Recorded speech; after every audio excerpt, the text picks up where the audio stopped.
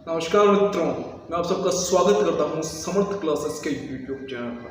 वो समर्थ क्लासेस जो आपको बनाएगी हर एग्जाम के लिए समर्थ।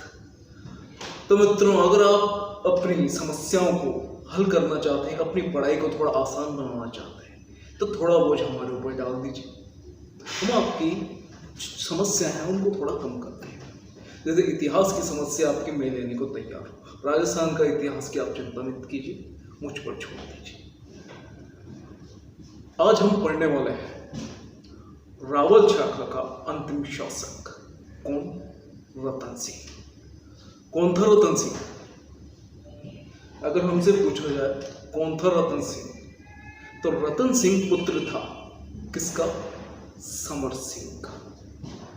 किसका पुत्र था? समर सिंह का। बात करते हैं रतन सिंह से।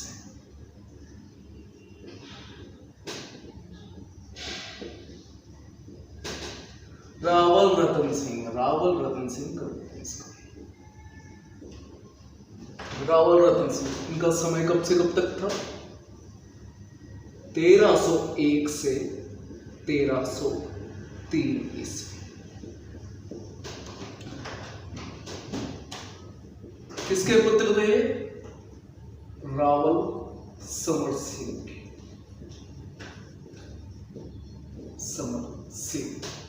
समर सिंह के शासनकाल में जो सबसे महत्वपूर्ण बात थी वो क्या थी? वो थी जीव हिंसा। मतलब पशुओं को मारने पर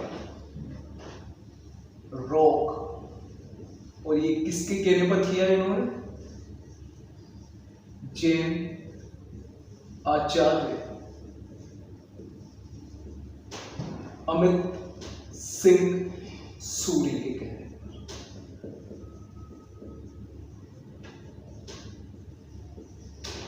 किसके कहने पर? अमित सिंह सूरी के कहने पर। इसके अलावा रावल समर सिंह ने एक और काम किया था। इनके समय में शासक बन गया था अलाउद्दीन खिलजी। तो अलाउद्दीन खिलजी की सेना किसी अभियान को लेकर, मतलब गुजरात के अभियान के लिए जा रही थी, शाही सेना। तो उनको क्या है, गुजरात के लिए जाने का रास्ता मेवाड़ से होकर गुजरता है, वरना बहुत लंबा घूम के जाना पड़ता है। तो उनको जाना था मेवाड़ से गुजरते हुए। तो क्या हुआ, जब शाही सेना पहुंची तो इन्होंने कहा रुक जाओ बेटा। कहाँ जा रहे? कि हमको उधर जाना, शाही सेना ने कहा। तो बेटा हूँ, यहाँ से गुजरने का टैक्स लगता है। कह रहा हम अलाउद्दीन खिलजी की सेना तो होंगे ना, मैं क्या करूँ? पहले टैक्स दो, दंड दो, उसके बाद निकलो यहाँ से। तो शाही सेना को मजबूर होकर दंड देना पड़ा, कर देना पड़ा, उसके बाद वहां से गुजरना। तो ये उनकी ताकत को पता था, समर सिंह की ताकत को पता था। अब शुरुआत करते हैं रतन सिंह की। तो रतन सिंह को किस लिए जाना जाता? रतन सिंह एक दिन जब वो चित्तौड़ के किले की छत पर थे, चित्तौड़ के किले के बाहर थे, तो इनके पास एक तोता आया। एक तोता उड़ते हुए, जिसका नाम था हीरामन, जिसका मन हीरे जैसा। वो हीरामन तोता। अब इस हीरामन तोते को क्या कहते हैं? गागरोनी तोता कहते हैं। गागरोनी तोता। ये गागरोन जो है ना, झालावाड़ में, वहां पर पाए जाते हैं ज्यादातर। तो ये तोता रतन सिंह के पास आया, और रतन सिंह के पास आकर इसने क्या किया? इसने बताया कि एक राजकुमारी है, मैं उसके लिए योग्य वर ढूंढने के लिए निकला। क्या कहा इन्होंने? कि एक राजकुमारी है, बहुत सुंदर है, रानी राजकुमारी पद्मिनी, मैं उसके लिए एक वर ढूंढने निकला हूं, तुम मुझे उसके लायक लगे, इसलिए मैं तुमसे बात कर रहा हूं। तो हीरामन तोते ने बहुत बड़ाई करी राजकुमारी पद्मिनी की। उनकी सिर्फ छवि मन में ऐसी बस गई, रतन सिंह के दिमाग में ऐसी बस गई कि रतन सिंह के मन में आया कि नहीं, मुझे तो उसी राजकुमारी से शादी करनी है। तो अब यहाँ मेवाड़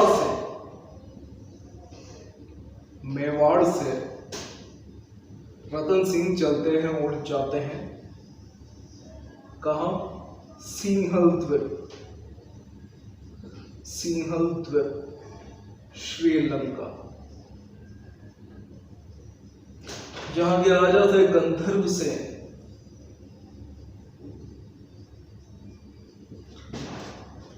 राजा और रानी थी चंपावती। और इन दोनों की पुत्री का नाम था, क्या नाम था? राजकुमारी पद्मिनी।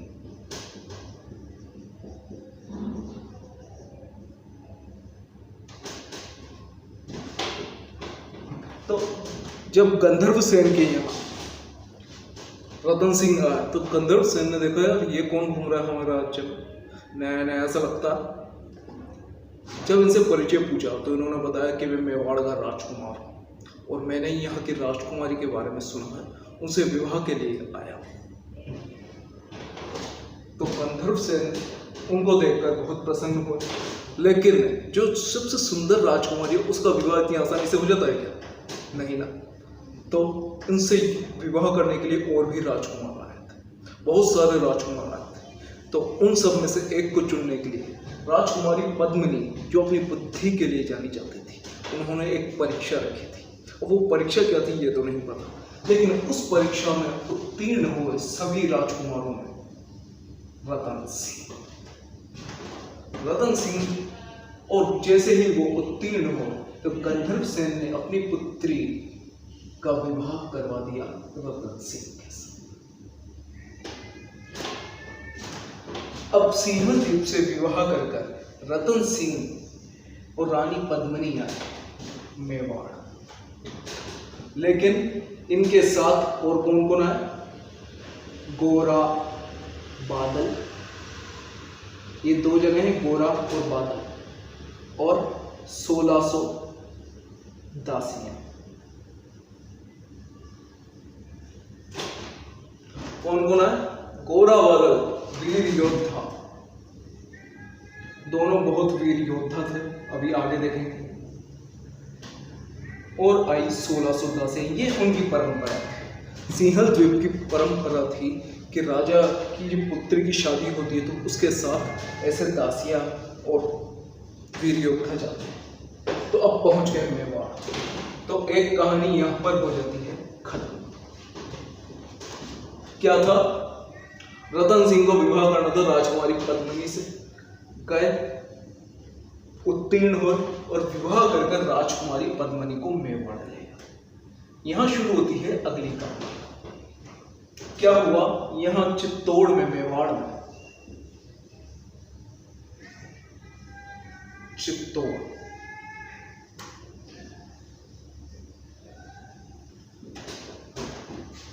रतन सिंह शासक बन गए 1301 में। अपने पिता की मृत्यु के बाद,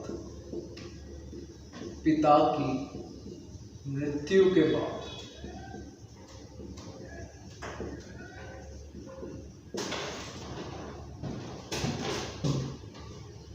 रावल रतन सिंह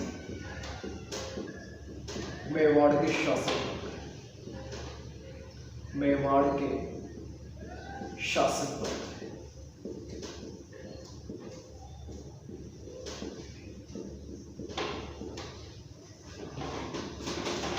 रावल रतन सिंह मेवाड़ के शासक बन गए। तो क्या हुआ? अब मेवाड़ की सारी जिम्मेदारी, चित्तौड़ की सारी जिम्मेदारी रावल रतन सिंह पे थी।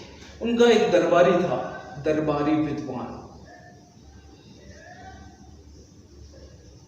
दरबारी विद्वान कौन था? राघव चेतन।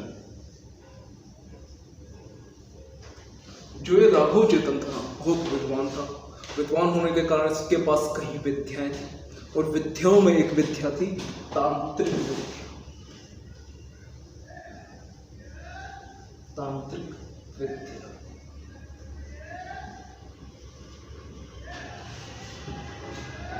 राजकुमारी पद्मिनी को देखकर, मतलब अब तो रानी बन गई, रानी पद्मिनी को देखकर राघव चेतन के मन में गलत विचार था और ये अपनी तंत्र विद्या से कुछ करना चाहता था, लेकिन उससे पहले ही पता चल गया रतन सिंह को। तो रतन सिंह को जैसे ही पता चला तो उसने राघव चेतन को चित्तौड़ से बाहर निकलवा दिया। ये राघव चेतन चित्तौड़ से बाहर निकल दिया। देखो ये रतन सिंह की महानता को बताता है कैसे छोटी छोटी बातों से बहुत सी बातें पता चल जाती है। जब किसी को पता चले कि किसी और व्यक्ति की मतलब जिसको हम अपना समझते हैं उसकी हमारी पत्नी पर बुरी नियत हो, तो वो राजा होकर चांद से नहीं मार सकता था क्या? मार सकता था। लेकिन ये राघव चेतन एक ऊंचे पद पर विद्यमान था, तो उस पद की मर्यादा को बनाए रखने के लिए उसको चांद से न मारकर सिर्फ देश निकाला गया था। और राघव चेतन बदले की आग लेकर पहुंचा दिल्ली।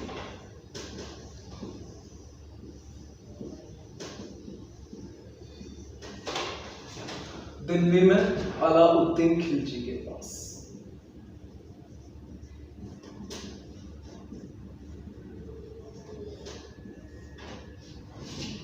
दिल्ली में पहुंचा अलाउद्दीन खिलजी के पास और अलाउद्दीन खिलजी को अब उसने राजकुमारी रानी पद्मिनी के बारे में बताना शुरू किया कि वो इतनी सुंदर राजकुमारी है कि उसके मतलब गले में से अगर पानी पीती है तो गले में से पानी दिखता है।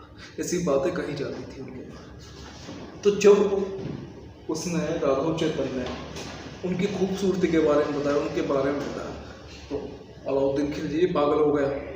उसने कहा कि ऐसी रानी तो आपके बेगम होनी चाहिए आपकी। अलाउद्दीन खिलजी भी चढ़ गया भैया। तो इसने कहा राघव चेतन ने कि आप तो ऐसा करो, हमला करो। क्या करो? चित्तौड़ पर हमला करो। और इन्होंने भैया मूड बना लिया चित्तौड़ पर हमला करने का। अब चित्तौड़ पर हमला करने का मूड बना लिया। अब यहां तक पहले हम लिख लेंगे एक बार, जो इंपॉर्टेंट बातें वो लिख लेंगे, उसके बाद इसके आगे की कहानी पर चलेंगे। तो पहले इसका स्क्रीनशॉट ले लो।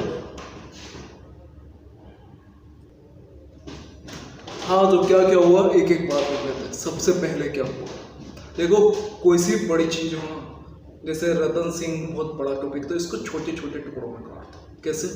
सबसे पहले क्या हुआ,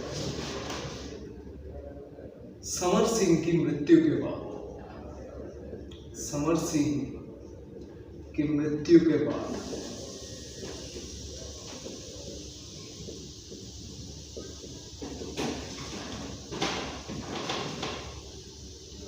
रावल रतन सिंह मेवाड़ का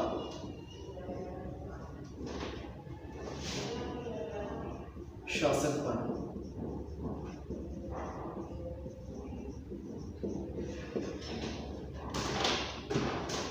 राजकुमारी पद्मिनी के बारे में, राजकुमारी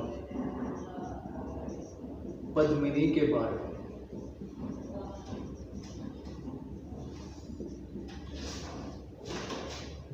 के गुणों का बखान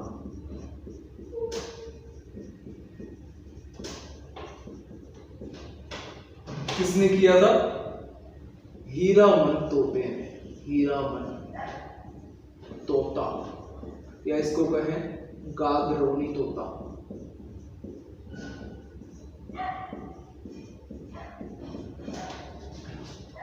किसने किया? हीरामन तोते ने किया। किसके सामने? रतन सिंह के सामने। रतन सिंह के सामने।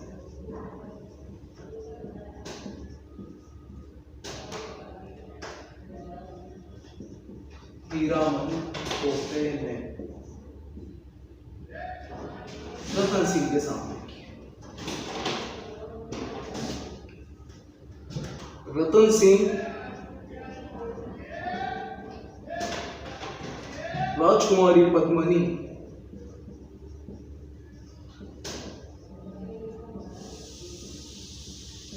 से विवाह करने के लिए। कहाँ गया? सिंहल द्वीप गया। देखो क्रम से चल रहा है। राजा बन गए, गुणों का बखान करने हीरामन तोता आया। अब ये बात कब की है, मतलब राजा बनने के बाद की है या पहले की है, इसमें थोड़ा डाउट है, तो इस पर ज्यादा ध्यान नहीं देना। हीरामन तोते ने बखान किया तो रतन सिंह राजकुमारी पत्नी से विवाह करने के लिए सिंहल द्वीप गया। सिंहल द्वीप गया जिसका नाम है श्रीलंका।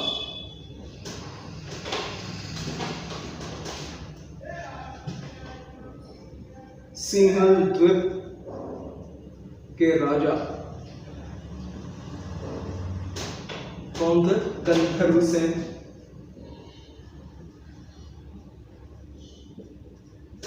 सिंहल द्वीप के राजा गंधर्व सेन और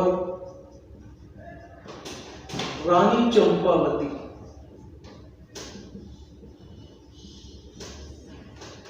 गंधर्व सेन और रानी चंपावती की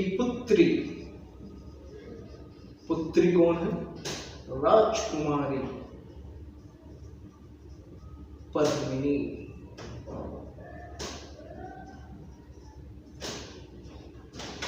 ठीक है, गंधर्व सेन और रानी चंपावती की पुत्री राजकुमारी पद्मिनी। रतन सिंह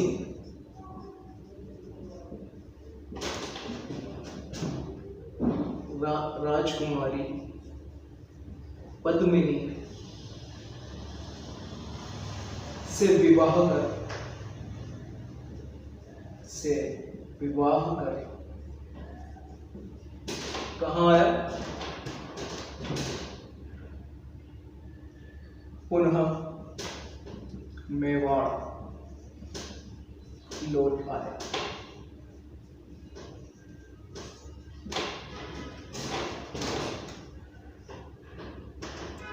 अब उनके साथ क्या क्या है? तो रानी पद्मिनी के साथ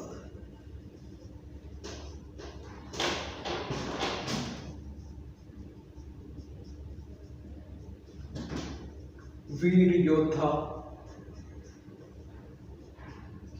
गोरा व बादल और कौन प्लस 1600 दासियां।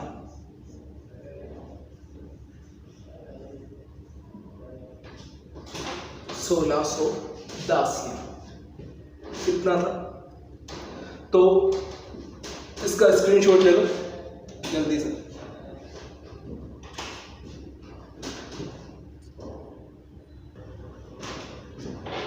अब इसके बाद क्या हुआ था?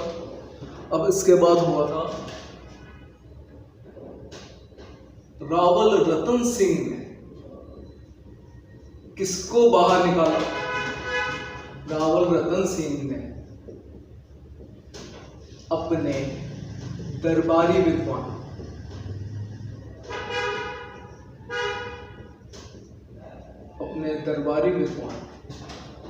राघव चेतन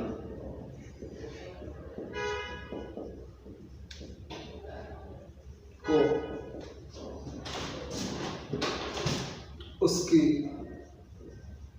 उसके गलत विचारों के कारण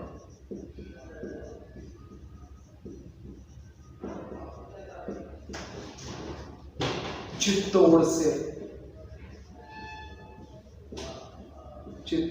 या मेवाड़ के लोग निष्कासित कर दिया।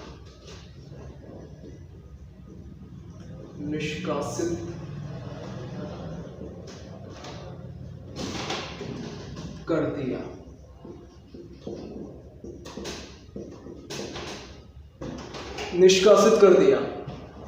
फिर क्या हुआ? राघव चेतन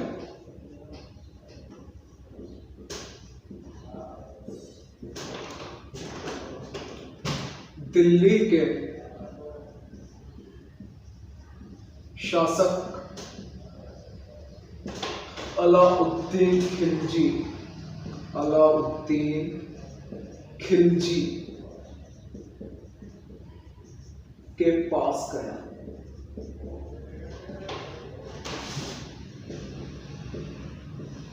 अलाउद्दीन खिलजी के पास गया। अलाउद्दीन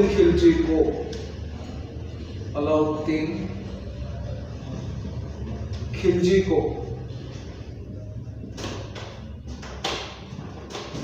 रानी पद्मिनी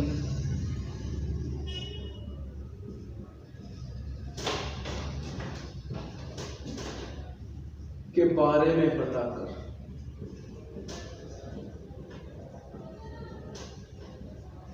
उससे चित्तौड़ पर हमला करने के लिए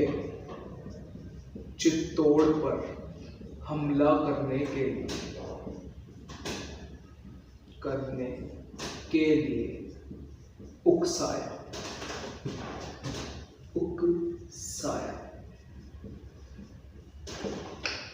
तो मित्रों, अब उकसाई में तो आएगा भैया, तो फिर क्या, अलाउद्दीन खिलजी निकला।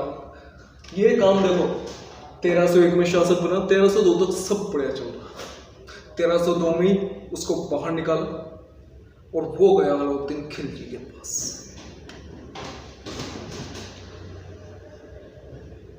तो 28 जनवरी 1303 को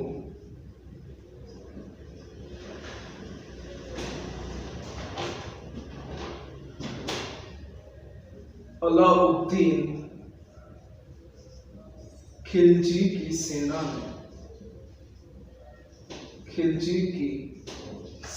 ने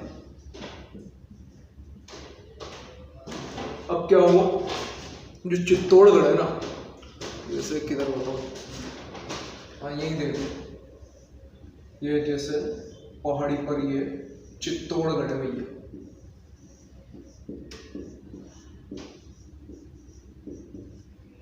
तो चित्तौड़गढ़ के यहाँ 2 नदियां बहती हैं,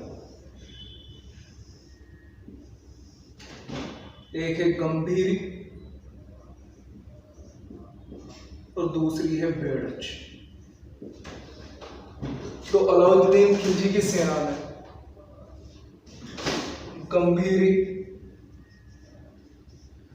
व बेड़च नदियों के बीच में, नदियों के मध्य में शिविर लगाया। शिविर लगाकर घेरा डाला। अब शिविर लगाकर यहां तो इन्होंने क्या, इनके तंबू लगा दिए भैया, और ये सेना ने इसको, ये चित्तौड़ के किले को घेर लिया भैया, बैठा रहा। कभी ये हमला करते तो कभी वो अंदर से हमला करते, चलता रहा। बहुत महीने हो गए, जनवरी, फरवरी, मार्च, अप्रैल, मई, जून, जुलाई, अगस्त आ गए। अब क्या हुआ, अलाउद्दीन खिलजी ने, यार बहुत टाइम हो गया बैठे बैठे, कब तक बैठे रहेंगे। तो अलाउद्दीन खिलजी ने दिमाग लगाया। उसने क्या करा, रतन सिंह के पास संदेश भेजा, संधि प्रस्ताव। यूं कहा कि मैं तुमसे संधि करना चाहता हूं, मैं भी परेशान हो चुका हूं, तुम मुझसे एक काम कर दो, मुझे तो रानी पद्मिनी की सिर्फ एक झलक देखनी है, एक बार चेहरा देखना है, फिर मैं चला जाऊं। तो भैया वो भी कैसे दिखा दें, रतन सिंह वो नहीं माना। लेकिन फिर किसी ने सलाह दी कि एक काम करते हैं, इसको चेहरा देखना है ना, तो पूरा सामने से चेहरा नहीं दिखाता, अपन किसी, वो कहते हैं, कह तो रहे हैं आईने में दिखाया, लेकिन किसी, वो क्या कहते हैं, रिफ्लेक्शन वाली टेक्निक से किसी पानी के अंदर दिखाया था चेहरे। तो चेहरा दिखा दिया, ठीक है, इसका स्क्रीनशॉट लो, फिर आगे बढ़ते हैं। तो क्या हुआ, संधि प्रस्ताव रखा था, चलो रतन सिंह और मान गया। अलाउद्दीन खिलजी को बुलाया, बैठाया, खाना वाना खिलाया।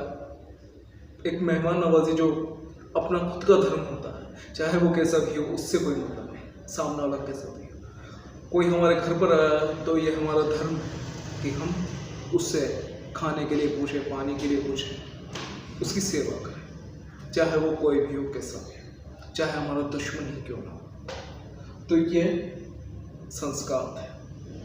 फिर उसको रानी पद्मिनी का चेहरा आईने में कैसे भी करके दिखाया। देखने के बाद उसने कि ठीक है मैं जा रहा हूँ। तो जो ये महल होता है ना,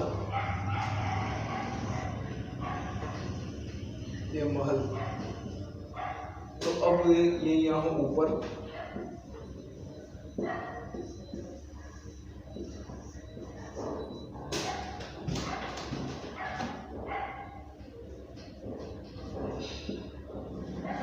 रतन सिंह, जैसे होता है ना कि हमारे घर पर कोई आता है तो हम उसको गेट तक छोड़ने जाते हैं, तो वही किया रतन सिंह ने। रतन सिंह ने अलाउद्दीन को गेट तक छोड़ने गया, यहां तक।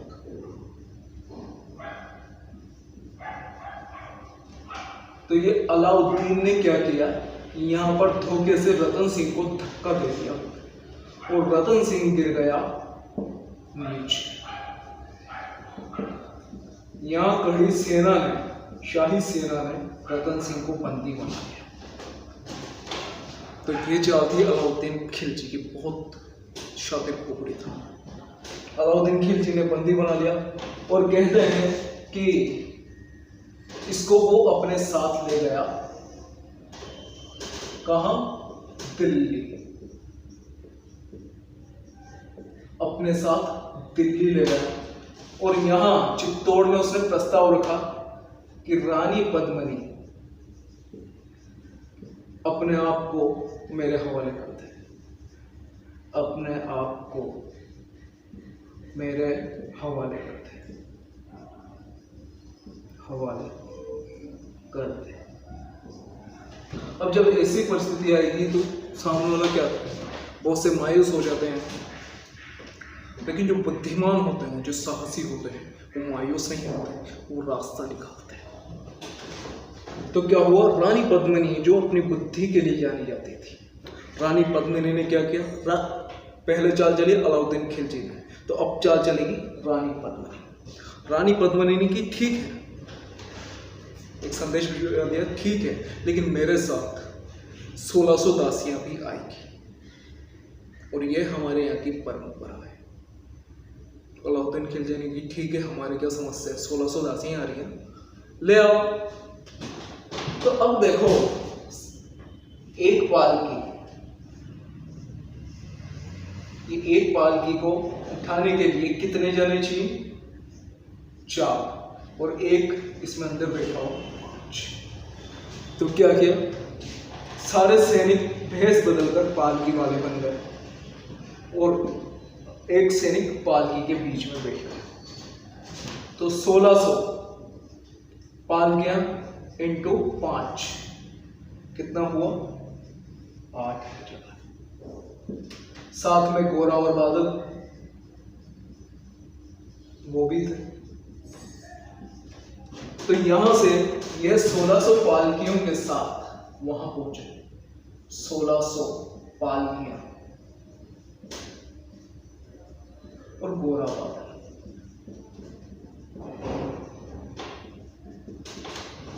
सोलह सौ पालकियों गोरा बादल के साथ दिल्ली पहुंच गए भैया। अब दिल्ली में पहुंचकर जैसे इनको अंदर घुसने का आदेश मिल गया, आज्ञा मिल गई, जैसे ही अंदर घुसना सारे सैनिक निकल गए और निकलकर संहार मचाना शुरू कर दिया। वहां भयंकर युद्ध हुआ। उन्होंने फुर्ती से रतन सिंह को छुड़ाया। रतन सिंह को छुड़ाकर अपने साथ महल में चित्तौड़ वापस लेकर आ गए। वापस लेकर आ गए रतन सिंह। रतन सिंह रानी पद्मिनी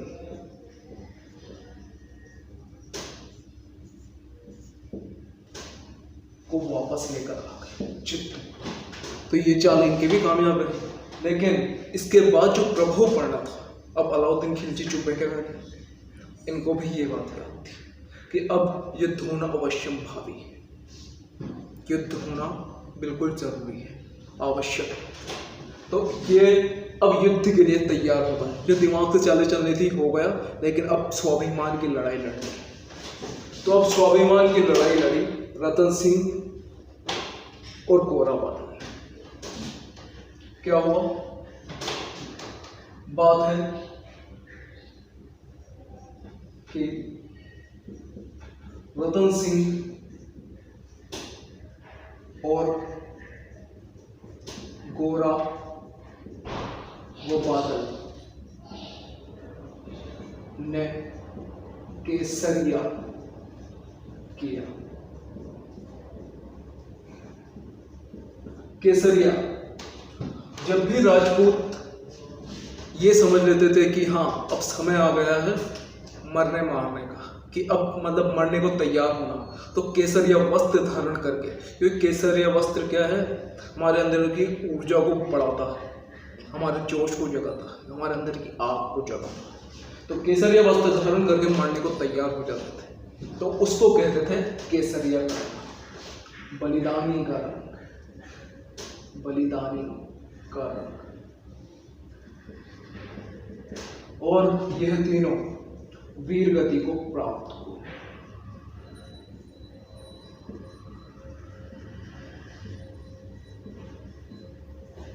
वीर गति को प्राप्त हुआ। और जैसे ही यह खबर पहुंची कि रतन सिंह और मर गए हैं, तो रानी पद्मिनी ने 1600 राजपूत महिलाओं,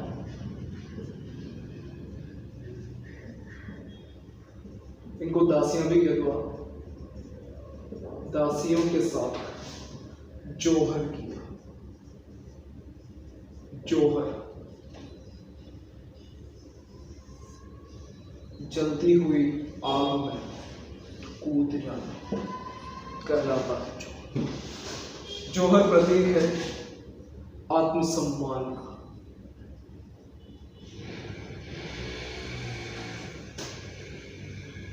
पतिव्रत धर्म का।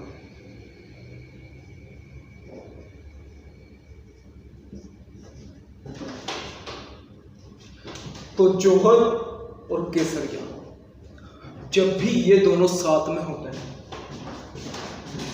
जोहर प्लस केसरिया,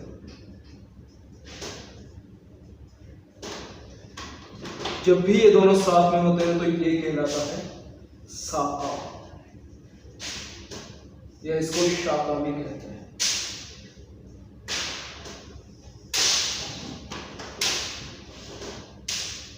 यह है पूरी। तो समझ में आ गया, रतन सिंह गोरा बादल ने केसरिया किया, रानी पद्मिनी और 1600 राजपूत महिलाओं के साथ जोहर किए, तो यह कह रहा है साका। ठीक है, इसको उतार लो, स्क्रीनशॉट ले लो इसका। तो इस तरह मेवाड़ का जो गोहिल वंश था, उसकी जो रावल शाखा थी, उसका अंतिम शासक रावल रतन सिंह समाप्त हो गया। और ये विजय पाई इसमें, पहले तो लिख लो, रावल शाखा का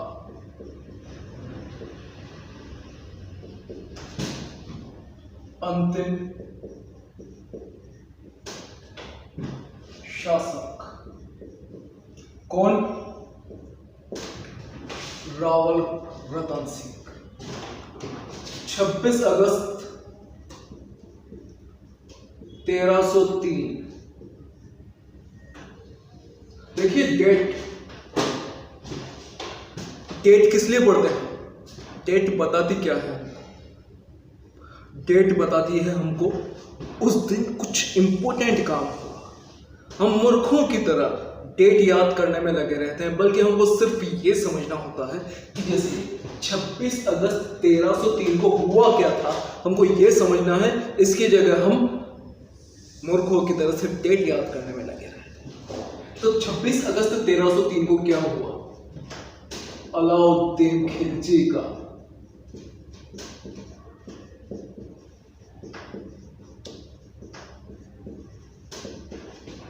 चित्तौड़ पर अधिकार, चित्तौड़ पर अधिकार हो गया। अब इसने घेरा कब डाला था?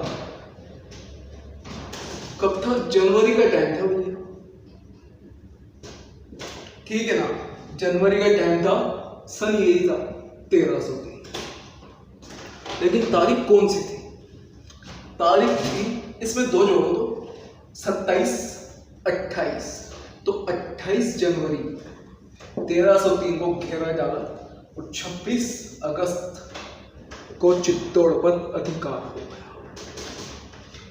अब ये सब बातें हमको पता कहां से चलती है?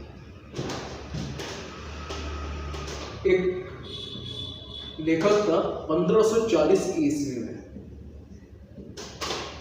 मलिक मोहम्मद जायसी। मलिक मोहम्मद कांग्रेस को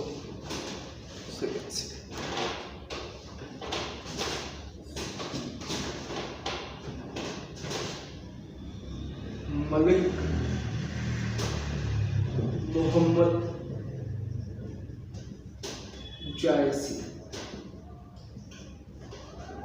जो मलिक मोहम्मद जायसी था ना, इसने ग्रंथ लिखा पद्मावत। अभी जो पिक्चर बनी थी ना पद्मावती, वो इसी ग्रंथ के आधार पर बनी थी। मलिक मोहम्मद जायसी का 1540 में लिखा। अब इस वजह से कि घटना हुई भाई 1303 में। कब हुई घटना? 1303 में। और लिखा कब जा रहा है? 1540 में। तो बहुत से इसको सत्य नहीं मानते। रानी पद्मिनी को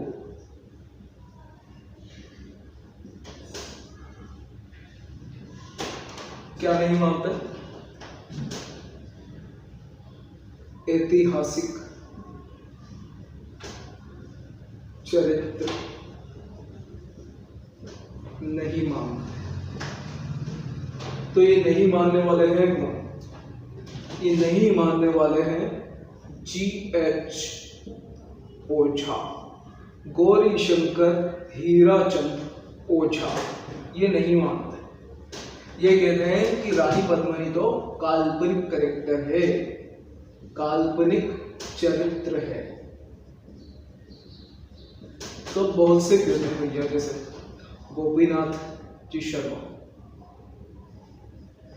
गोपीनाथ जी शर्मा ये कहते हैं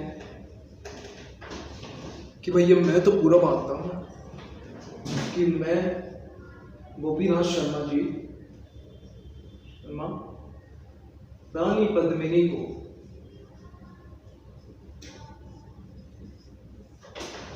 वास्तविक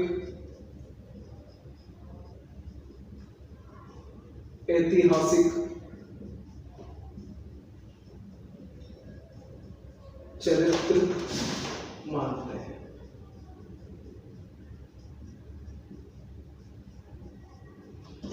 और यही बात दशरथ शर्मा भी मानते हैं।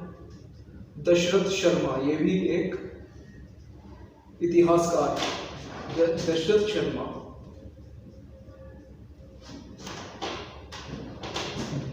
रानी पद्मिनी को काल्पनिक नहीं मानते, काल्पनिक नहीं मानते।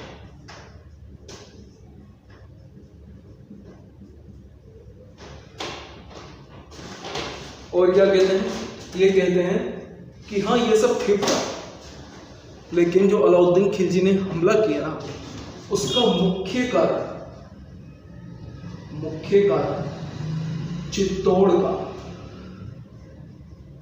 चित्तौड़ का सामरिक महत्व है। सामरिक महत्व है।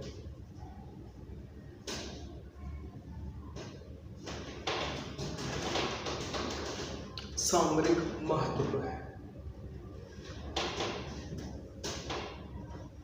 इसका स्क्रीनशॉट लो, फिर आगे बताता हूं।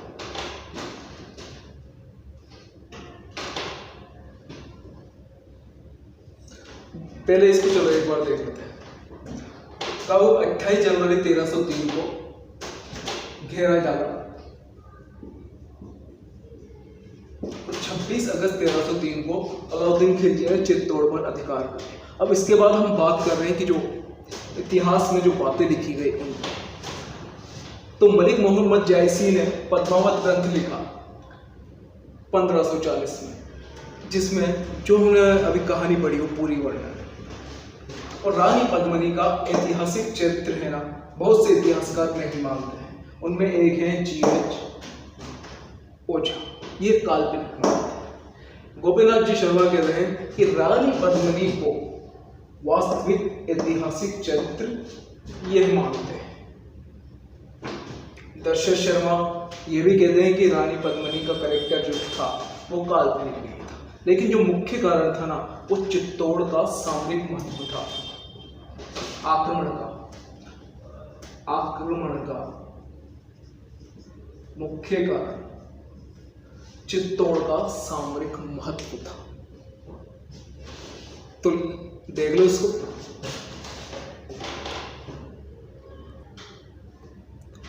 अब सब कुछ हो गया, जीत गए, बीत गए, सब कुछ हो गया। अब जीतने के बाद क्यों? जीतने के बाद अलाउद्दीन खिलजी का एक बेटा था खिज्र खां। खिज्र खां को अलाउद्दीन खिलजी ने ये भेंट कर दिया कि चित्तौड़ का किला बेटा तू संभाल, और उसी के नाम पर चित्तौड़ का नाम पड़ा खिजराबाद।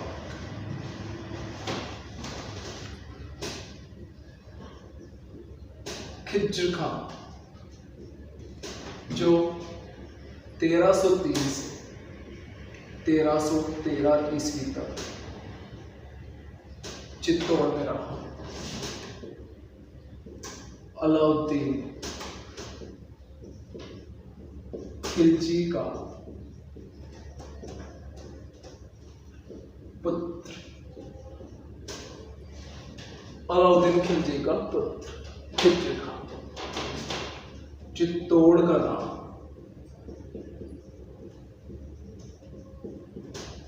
बदलकर क्या कर दिया? खिज्र खां के नाम पर खिजराबाद। और इसने गंभीरी नदी पर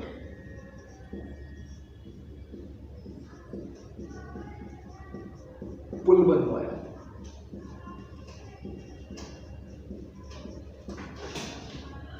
किसको? इमारतों और मंदिर को तोड़कर उनके अवशेषों से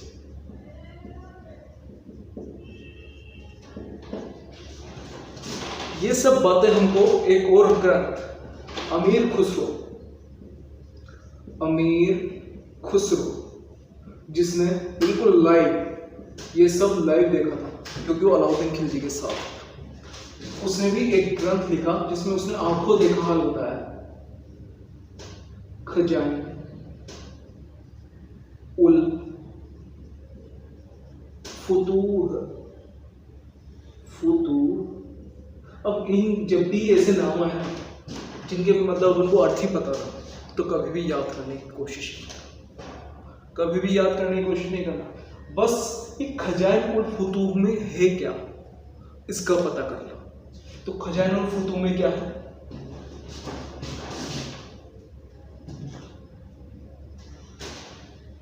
चित्तौड़ के युद्ध का सजीव वर्णन यह है खजाइन उल फुतूह में। तो चित्तौड़ के युद्ध का सजीव वर्णन, तो हमको बस यह समझना है कि चित्तौड़ के युद्ध का सजीव वर्णन खजान उल्फो, तो ये नाम हमको अपने आप ही 2-4 बार पढ़ेंगे जिसमें याद हो जाए। इसके बाद ये खिज्जी खां तो 1313 तक रहा। फिर उन्होंने क्या करा, एक था मालदेव सोनगरा, जिसको मूछाला भी कहते हैं, मालदेव मूछाला। यह जालोर के चौहान शासक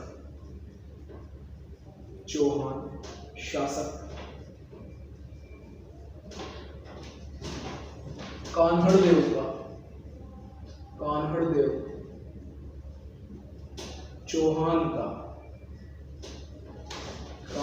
चौहान का भाई था।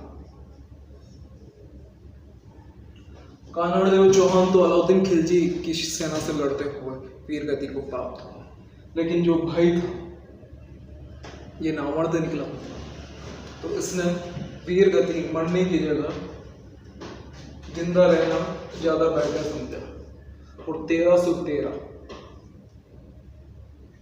से 1323 ईस्वी तक। अब एक बात बताना मतलब, किसको मालदेव मूछाला ने समझदारी दिखाई और अलाउद्दीन खिलजी जैसे ताकतवर शासक से लड़ाई नहीं करी और जिंदा बच गया। ठीक है, जिंदा बच गया। कान्हड़ देव चौहान, रतन सिंह ये जिंदा नहीं बचे, लेकिन किसके नाम को पढ़कर मन में सम्मान पैदा होता है? क्या मालदेव मूछाला के लिए हमारे मन में सम्मान पैदा होगा? क्या हमें गर्व होगा ऐसे व्यक्ति पर, ऐसे व्यक्तित्व पर? कभी नहीं। इसलिए वीर योद्धा झुकने की जगह, क्योंकि हम इस दुनिया में क्या है, एक करेक्टर निभाने आए हैं जिसके कुछ अंदाज होना चाहिए, कुछ नियम होने चाहिए। तो हम कैसा करेक्टर निभाते हैं, क्या छोड़कर जाते हैं, ये इंपॉर्टेंट है हमारे शरीर से। तो वो अपने कीर्ति, अपना यश, अपना शौर्य छोड़कर रहे, क्योंकि शूरवीर की तरह लड़ते हुए वीर गति को प्राप्त हुए, ना कि पीठ दिखाकर भागे। ना ही वीर की तरह लड़ते हुए वीर गति को प्राप्त हुए, ना कि पीठ दिखाकर भागे, ना ही किसी के सामने हार माने, गलत के सामने। तो 1323 तक ये रहा। इसके बाद इसका पुत्र था जैसा सिंह। 1326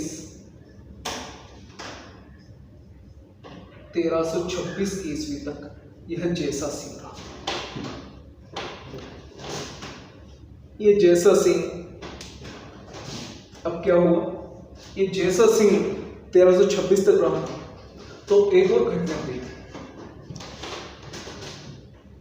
आपको पता है राणा शाखा सिसोदिया के खाने में एक नई बनी थी। तो उस समय जब ये युद्ध हुआ रतन सिंह वाला, तब सिसोदिया थे लक्ष्मण सिंह सिसोदिया। वो अपने 7 पुत्रों के साथ उसी युद्ध में वीर गति को प्राप्त हुए थे, लेकिन किस्मत से उनका एक पुत्र अरि सिंह वो जीवित बच गया था, और उसी अरि सिंह के पुत्र थे हम्मीर सिसोदिया। एक है हम्मीर देव चौहान, ये है हम्मीर सिसोदिया, दोनों वीरता की महानता है। तो हम्मीर सिसोदिया ने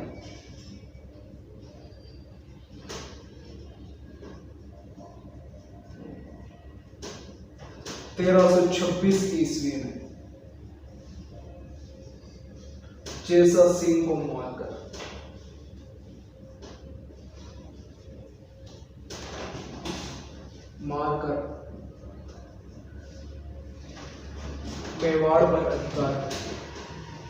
मेवाड़ पर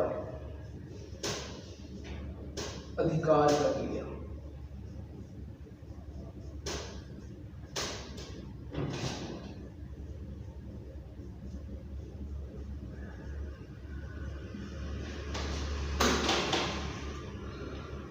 तो देख लो मित्रों, खिच्चका रहा 1303 से 1313 ईस्वी तक।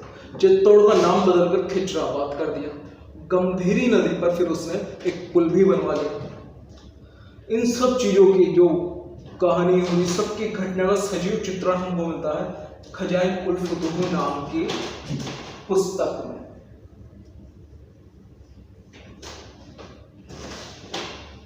इसमें मालदेव सोनाग्रा, जो मालदेव मुछाला भी कहते थे, जालौर के चौहान शासक कान्हादेव चौहान का भाई था। शर्म की बात है। 1313 से 1323 ईस्वी तक इसने मेवाड़ पर शासन किया। और जैसा सिंह 1323 से 1326 ईस्वी तक, ये किसका? मालदेव का पुत्र था।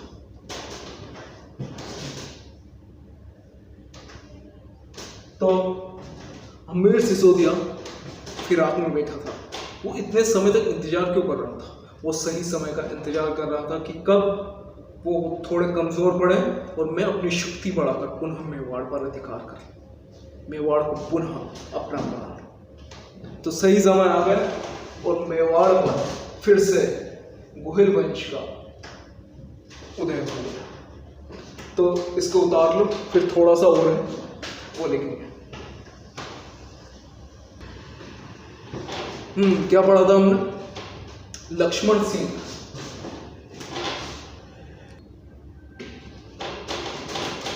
हाँ दोस्तों, हमीर सिसोदिया चल रहा था। हमीर सिसोदिया ने क्या किया? क्या थे? लक्ष्मण सिसोदिया। लक्ष्मण सिसोदिया और उसके 7 पुत्र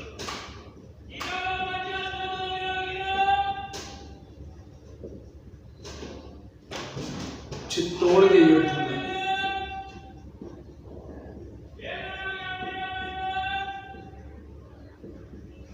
वीर गति को प्राप्त।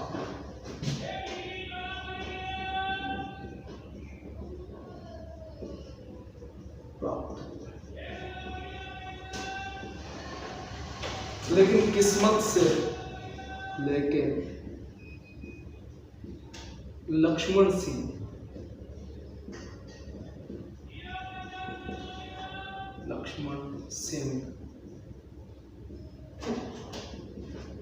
सिसोदिया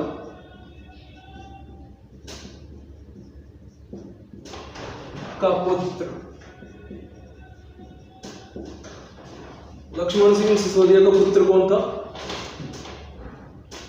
अरि सिंह या अजय सिंह सिसोदिया।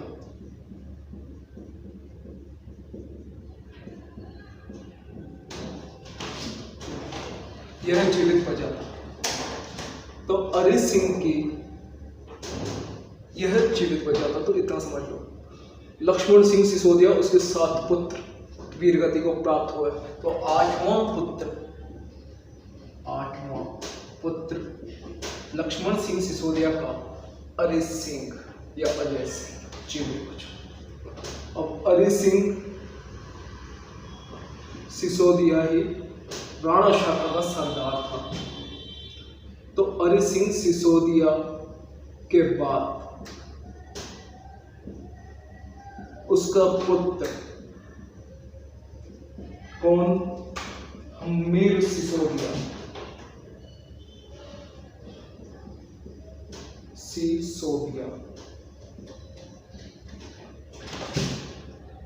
राणा शाखा का सरदार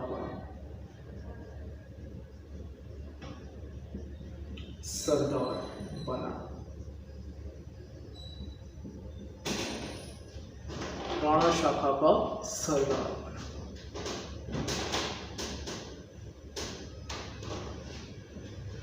और क्या किया इसने? 1326 ईस्वी में जैसा सिंह को मारकर मेवाड़ में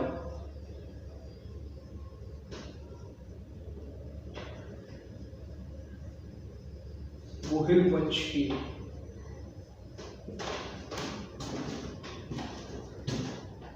शाखा सिसोदिया वंश की नींव डाली।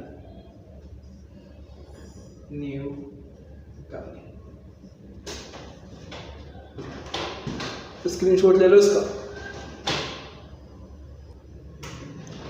अब राणा हम्मीर के बारे में हम थोड़ा सा जानते हैं। कौन थे राणा हम्मीर? राणा हम्मीर जो 1326 में शासक बन गए।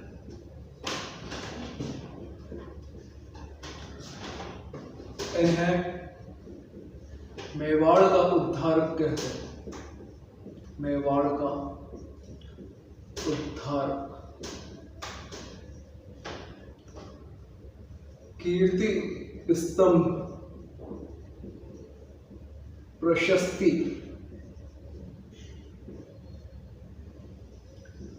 अब ये कीर्ति स्तंभ जो प्रशस्ति में बोल रहा हूं, इसका मतलब क्या है? एक स्तंभ है कीर्ति स्तंभ, ठीक है ना। इसमें एक प्रशस्ति लगी हुई है, एक प्रशस्ति लिखी हुई है, उसको कहते हैं कीर्ति स्तंभ प्रशस्ति। अब उस कीर्ति स्तंभ प्रशस्ति में मेवाड़ के शासकों के बारे में लिखा हुआ है। उसमें राणा हम्मीर को विषम घाटी पंचानन कहा है। विषम घाटी पंचानन। वहीं राणा कुंभा की रसिक प्रिया।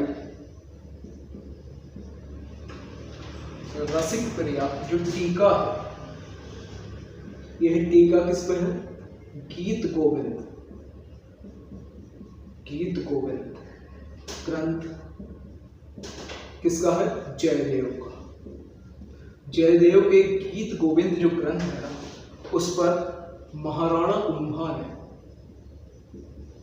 यह टीका लिखी, रसिक प्रिया टीका। उसमें राणा हम्मीर को वीर राजा कहा है। वीर राजा कहा। तो पहले समझ लेते हैं मेवाड़ के उद्धारक क्यों? क्योंकि भैया पूरा मेवाड़ तो हाथ से चला ही गया था इस वंश के, लेकिन हम्मीर ने विषम परिस्थितियां होते हुए भी धैर्य रखा और धैर्य से पुनः मेवाड़ पर शासन स्थापित कर मेवाड़ का उद्धार किया, मेवाड़ वालों का उद्धार।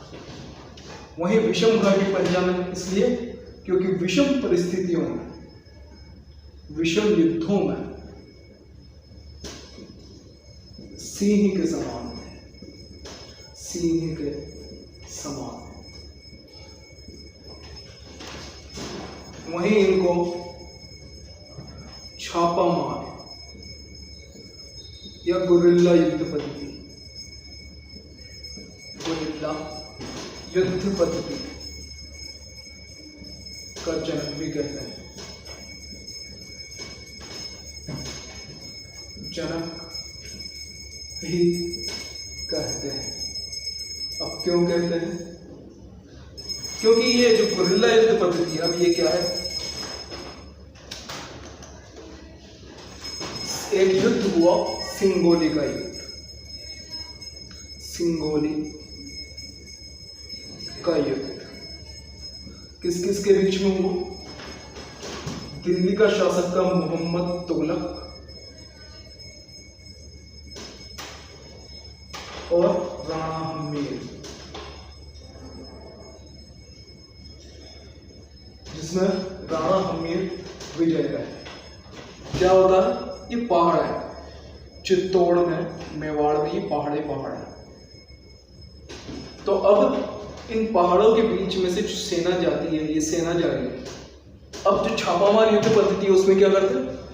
ये इधर से निकले, इधर से हमला करा, फिर ये इधर चल गए, फिर इधर से आए, ये हमला करा, फिर इधर चले गए, फिर इधर से, ऐसे करके पूरी सेना का मनोबल तोड़ देते हैं और टुकड़ों टुकड़ों में सेना को बांट देते हैं। ये टेक्निक है और इसके जनक हैं राणा हम्मीर। और सिंगोली के युद्ध में मोहम्मद तुगलक की बड़ी भारी सेना को ऐसे ही हराया राणा हम्मीर। कर्नल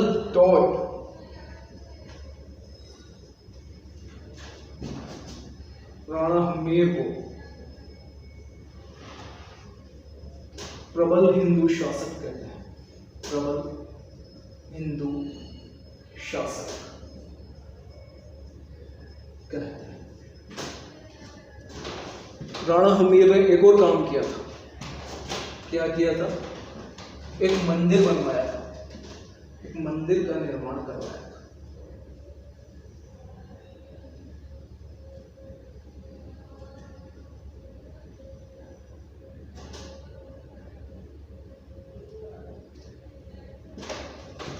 अन्नपूर्णा माता,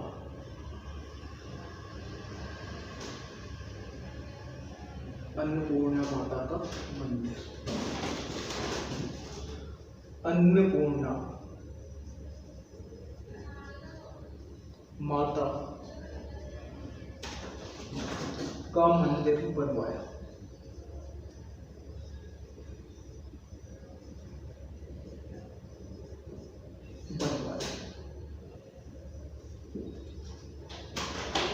और 1364 ईस्वी में इनका कार्यकाल समाप्त हुआ। तो यही कुछ बातें हैं इनके बारे में।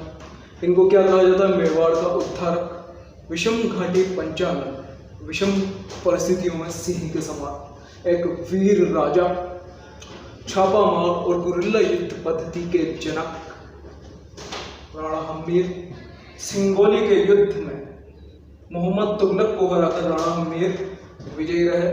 किससे? ये छापामार युद्ध पद्धति से। कर्नल टोड जो कौन है? राजस्थान के इतिहास का जनक, यही वही कर्नल टोड। इसने राणा हम्मीर को प्रबल हिंदू शासक कहा। और राणा हम्मीर ने अपने समय में अन्नपूर्णा माता का मंदिर भी बनवाया। कहाँ? चित्तौड़ में।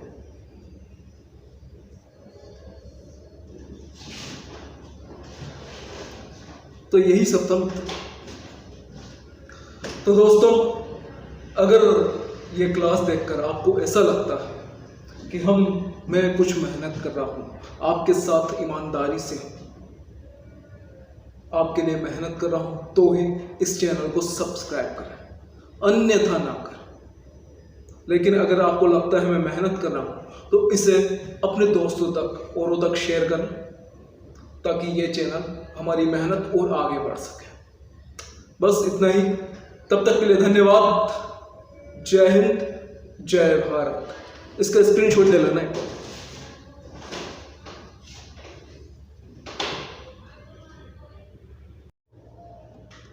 हाँ, तो ये क्वेश्चन है, इनके जवाब आप चाहें तो कमेंट बॉक्स में दे सकते हैं।